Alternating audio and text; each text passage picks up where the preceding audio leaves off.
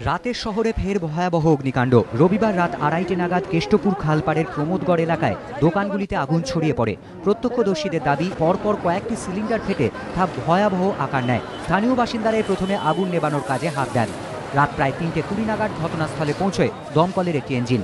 এরপর দফায় দফায় পৌঁছয় আরও 12টি ইঞ্জিন, কিন্তু ততক্ষণে বেশিরভাগ দোকানই ভস্মীভূত।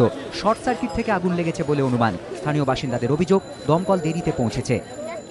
ক্ষতি হয়েছে ছিল প্রায় কালকে 15,000 টাকার মতো মাল তুলেছিলাম, সেসব পুড়ে গেছে। দমকল তো খবর দেওয়ার পর প্রায় 1-1.5 ঘন্টা পরে এসছে। কখন আগুনটা লাগে? এই ধরে নিন 2:30 নাগাদ। পুরো দাও দাও করে জ্বলছে, দুপার জ্বলছে, এপার ওপার, প্রচুর ক্ষতি হয়েছে। তার মধ্যে ফ্যামিলি বাড়ি ছিল 5-6 খানা। দমকলের 13টি ইঞ্জিনের দীর্ঘক্ষণের চেষ্টায় ভোরের দিকে আগুন নিয়ন্ত্রণে আসে।